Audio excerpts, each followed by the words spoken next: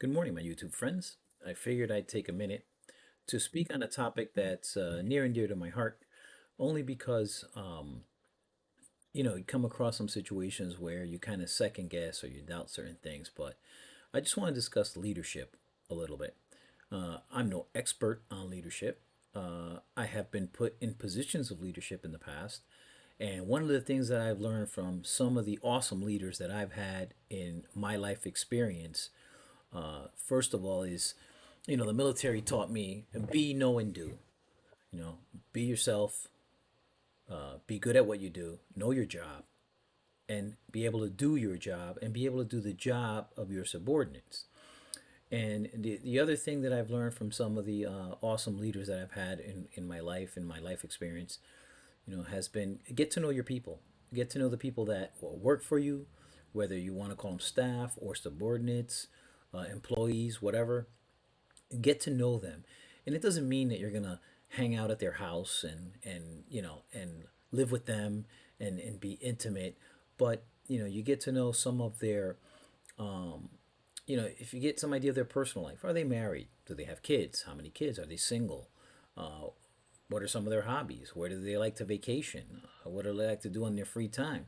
Just the simple things.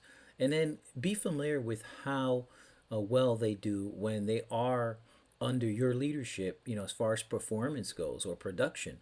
If they really perform well, then you should make a note of, those times. And a pat on the back every once in a while doesn't hurt. You know, you like to think that, hey, employees or subordinates or they're compensated and they don't need a pat on the back, but human nature says that we need a little recognition besides compensation to let us know that we are being productive and that we are doing a good job. And the other thing is, if you know your the people that work for you, if you know your staff, you know your employees, you get to know your subordinates a little bit, and kind of what makes them tick. Those times when they do come to work, or they do come under your leadership, and you can notice when they're off, when they're not productive, when they're not performing well, and that should be an indicator to you that you might need to intercede in some capacity. Doesn't have to, you don't have to get deeply personal, but you can point them in the right direction with specific resources, or maybe you lending an ear can help, help the employee, help the person, the subordinate, kind of deal with what they're dealing with, and open their eyes, and give them some enlightenment, some strength, and some energy, and maybe have a different outlook, and all of a sudden become productive again. But again, there's nothing more crucial than being able to have access to resources that are professional resources that can help in different types of situation. Because in some cases, you have people who suffer, have a gambling addiction, alcohol addiction, drug addiction. They're dealing with financial issues, with pressures at home, with their, significant others, and a lot of times, some people hide it well, and some people it shows in their other daily activities, especially at work. And I think that as leaders, being familiar with true leadership, if we know our people, then we're able to help them better as leaders. The other thing is, I always perceive the people under my leadership as they are my responsibility. And being my responsibility, I almost feel to a certain extent that as a leader, I'm like a parent, because I need to know what makes them tick, and I need to know how to, address them, because everybody's different. So if you have 5 people that are under your leadership, or you have 300 people under your leadership, obviously the dynamics are different in the chain of command or the way it's structured, depending on how many people you have.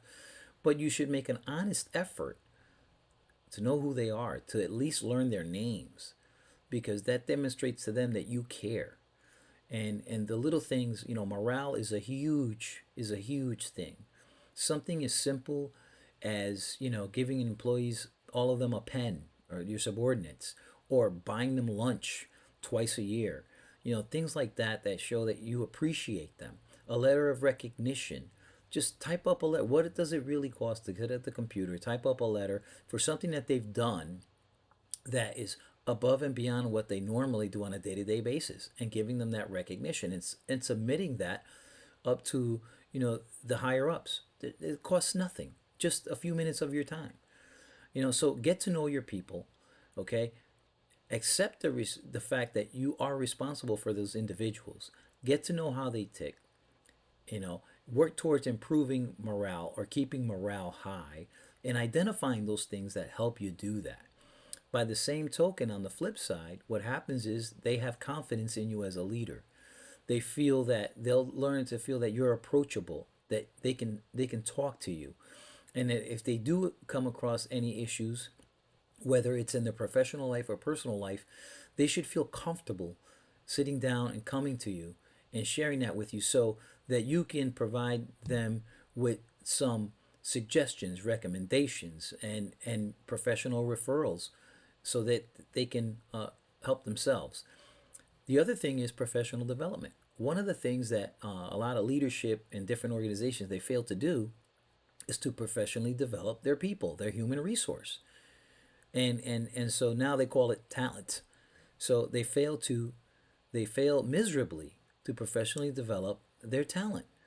And when you take the time, and in many cases money, to invest in your talent, that shows your talent that you do care. It shows your subordinates, your employees, that you do care, and that you care about their development.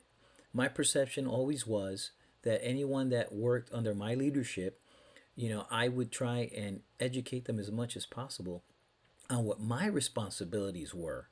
In the event that I'm not there, they can step up. And there were many times, many situations where I was away on vacation, and I didn't have to concern myself with how uh, my slice of the pie, my division, I didn't have to worry about them getting the job done, because they did. And when I was on vacation, I rarely got emails or phone calls with concerns about how my operation was running, because the people that were part of my staff knew how to run the operation without me there.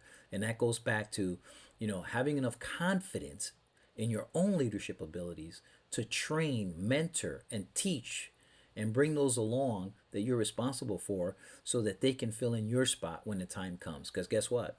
You're not going to be in that leadership position forever. So that's all I had to share with you today. I hope that you get something out of it.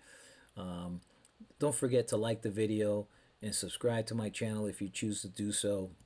But more importantly, if you have any positive, if you have any comments, negative or positive, that I can learn from and grow from, I'd appreciate the comments. So God bless and take care. And remember, strong leadership, yep, it starts with you.